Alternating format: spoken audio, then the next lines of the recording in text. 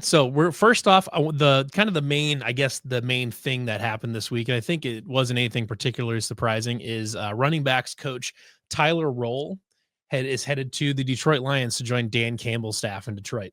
Um, this is a move that I can't say shocks me a lot. There was a lot of talk throughout the whole season, just kind of about Iowa State's running scheme and some of the different the different running game packages they were able to develop for a power runner like Carson Hansen and more of a finesse runner like Abu and a home run hitter like Abu Sama and try to find some success in that. So he got a lot of praises, especially within the coaching community throughout the season for his ability to scheme up the run game.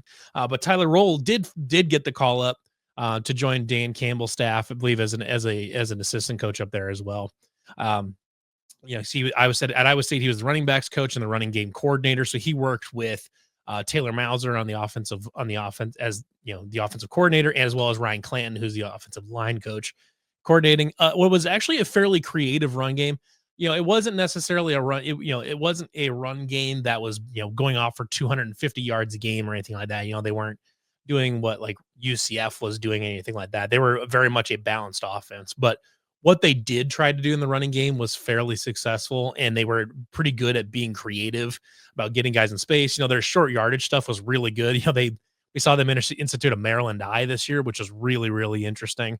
And that's something that even though Tyler Roehl has now moved on, that's still something that is in the playbook, and that Ryan Clanton and Taylor Mauser and Matt Campbell, they can continue to use that going forward. So it's an important tool. But what it sucks to lose. It's unfortunate to lose a really, really talented assistant like Tyler Roehl, but you're not losing him to another Big 12 school. You're not losing him to an SEC school. You are losing him to the NFL. And if your head coach is hiring assistants that NFL teams want, that's a big deal. And this is obviously not the first time we saw Nate Scheelhaas, who was got hired to the St. Louis Rams to work under Sean McVay as an offensive analyst. And I believe, if I remember correctly, Nate Scheelhaas was actually also connected to an offensive coordinator position this offseason. I want to look that up and just make sure I'm pretty sure he was connected to an offensive coordinator job this season. But it would not shock me if he gets the call up, sooner rather than later to be an offensive coordinator somewhere. I don't, once you're kind of in the NFL, you don't see them come back to college, unless it's for like a head coaching spot, which, I mean, like Illinois is going to be good next year. We're going to be good, so it's kind of one of those things I don't think he would just come back for any job. I think he would probably be either Iowa State or his alma mater, um, to be a head coach. Neither of those jobs are going to be open for 2026. So, I don't think he's coming back anytime soon. So he's probably going to be following the NFL route, but that's a big deal to have that coaching tree. And like I said, I'll talk about more of that in a little bit, but Tyler Roehl is headed to the Detroit Lions. So Iowa State will have to replace its running game coordinator, its running backs coach. One name I think maybe is worth at least paying attention to, I think, is Iowa State's former running back, Sheldon Croney. I believe he was just hired at Central Michigan to be their running backs coach. So he is, let me just check here. I'm pretty sure it was Central Michigan, but he was like just hired because he was actually on staff this season as like a grad assistant. So it wouldn't, that's a name worth paying attention to, anyways, is to see if they bring him back to be the running backs coach. Maybe he might be a little young right now, and they may want him to get some experience at a MAC school like Central Michigan. But it's a name worth keeping an eye on. But like most head coaches, I think Matt Campbell has kind of a list of people that he likes for different positions, or he's worked with, or has heard good things about. So no matter what, I'm very confident that Matt Campbell will hire someone very competent to fill that role. I'm not worried about that. Not worried about that coaching position whatsoever. But like I said, the larger point I think is really interesting here, though, is that the Matt Campbell coaching tree is expanding pretty quickly.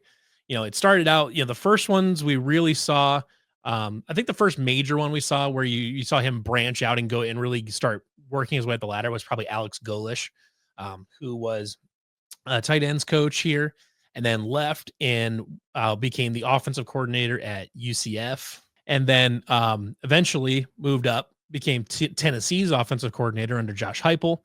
Did a really great job there, and is now currently the coach at South Florida.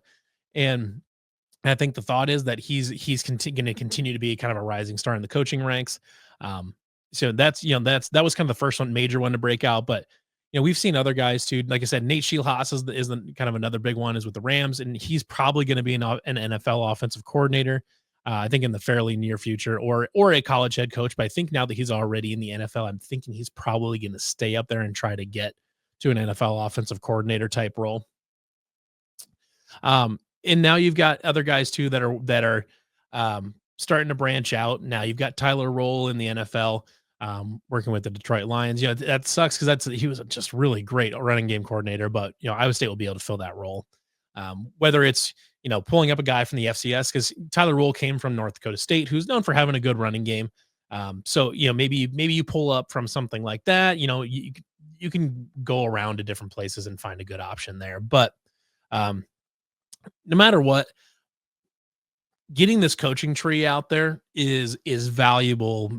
It's kind of hard to see the immediate value, as far as like, you're not going to like put Nate Scheelhaas in the NFL with the Rams, or Tyler Roehl in the NFL with the Lions, and recruits are like, oh, Iowa State is sending assistant coaches to the NFL. I need to go there. But what it does is it gets Iowa State's name out there, and it helps kind of legitimize the program in the NFL.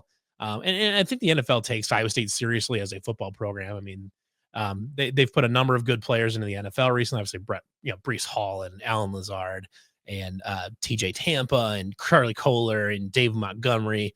And this year they're going to have Jaden Higgins and Jalen Knoll and Darian Porter and a number of guys that are going to have a good shot at making NFL rosters and being impact contributors in the NFL. And I think the NFL is taking Iowa State seriously as a program already, but the more guys that you put in the NFL, the more coaches that you put in the NFL that have Iowa State ties, the better, because the more the NFL accepts you as a good program, the more guys that they're going to take from your program, knowing that they're getting good coaching at the college level. And the more guys you can put in the NFL, the better it looks for recruits. Say, hey, we can put this in the NFL. And it's also visibility. I forgot Brock Purdy, obviously. You get more visibility for the program at the pro level. Obviously, the NFL is, as widely viewed as college football is, the NFL is obviously even a much bigger entity than college football is even. So having the visibility of Iowa State at the highest level, across a number of franchises is really, really important to sort of Iowa State establishing itself as a strong contender going forward, and as a team that is not just we're up for a little bit right now, but as a program that can continue to build and continue to kind of rise the ranks in terms of prestige within not only the Big 12 conference, but at the national level as well.